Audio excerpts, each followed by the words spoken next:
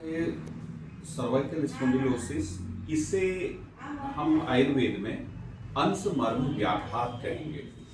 ये life style disorder है और हमारा डे टू डे जो वियर एंड टीयर है, हमारी बैठने की पोजीशन है, तो सिटिंग पोजीशन और झुकना आजकल की जो मुख्य संस्कृति में शामिल हो गया है। लैपटॉप और फोन्स गलत तरीके से देखना, लंबे समय तक लैपटॉप में बैठे रहना और गर्दन झुका के अधिक कार्य करना, ऊंचे ऊंचे तकिया लगाना, इससे अंशमर्मी व्याघात हो जाता है। इसके अतिरिक्त अपनी क्षमता से अधिक कोई हाथों से भार खींचना या धक्का देना, इससे भी अंशमर्म प्रभावित हो जाता है। मर्म चिकित्सा की दृष्टिकोण से, अगर मर्मों के दृष्टिकोण से हम देखते हैं तो मर्मों में जो प्रवाहन हो रहा है, जो मर्म को सप्लाई मिल रही है, वो धमनियां मर्मों को सप्लाई देती हैं, सिराएं और धमनियां। तो उन धमनियों में रस बहता है, जो कि एक अल्ट्रा माइक्रोस्कोपिक लिविंग फोर्स हम उसको कहेंगे, क्योंकि आचार्य सुश्रुत कहते हैं कि रस का बहना शो नहीं होता, वो दिखाई नहीं देता।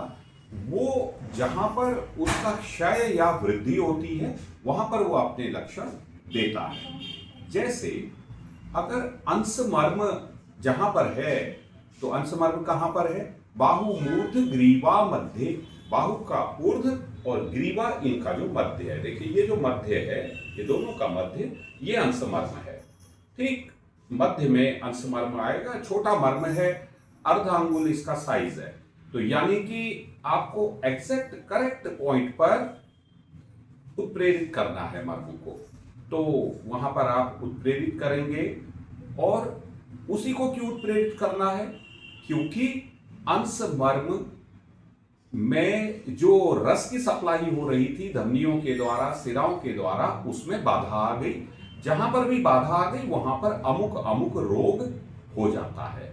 अब उसको दूर कैसे करेंगे? उस मर्म को पहचान करके, यानी कि उसका पूरा सिंड्रोम पहचान करके, और इसका मतलब ये मर्म प्रभावित है, तो उसको हम उत्प्रेरित करेंगे। तो अंश मर्मों को जैसे ही उत्प्रेरित हम करेंगे, बाधा खुलने लग जाती है।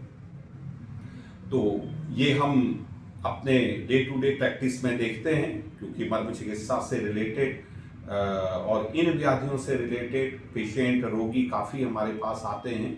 तो उसमें हम देखते हैं कि उस मर्म को, अगर पेशेंट जैसे अभी आया है, अभी अपना रोग वो बता रहा है, तो उसको कौन सा मर्म प्रभावित है, हम देखने के लिए ही जैसे उसको उत्प्रेरित करने लगते हैं निदानार्थ।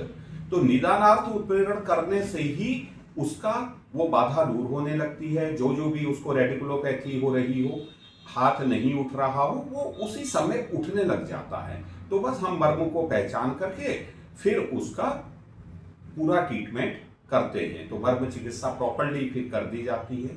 और उसके साथ साथ देखिए, पर्टिकुलर जो मर्म में बाधा है, उसके साथ साथ हमें कौन सा मर्म और लेना है, क्योंकि इसको एक प्रेस्क्रिप्शन की तरह अगर बनाएंगे, जैसे किसी भी चिकित्सा में हम एक प्रेस्क्रिप्शन लेते हैं, तो उसी तरह से एक तो हमने अंशमर्म ले लिया, उसी के बगल में प्रभावित करने वाला मर्म अंशफलक मर्म भी है। देखो, तत्र स्तब्ध बाहुता, ये तो अंशमर्म का लक्षण है। अगर अंशमर्म व्याघात हो गया तो तत्र स्तब्ध बाहुता, अगर अंशफलक मर्म प्रभावित हो गया तत्र बाहुओ स्वापशोषो। इसका मतलब ये दोनों सर्वाइकल स्पॉन्डिलोसिस से रिलेटेड मर्म हैं। तो इन दोनों को हम उत्प्रेरित करेंगे। और साथ ही साथ एक हमारे पास क्षिप्र मर्म है, जो कि वात का कंट्रोलर है, वात का गवर्निंग पॉइंट है, और ये क्षिप्र यानी शीघ्रता से कार्य करने वाला मर्म है, इसलिए हम क्षिप्र मर्म को भी इसमें ले लेंगे।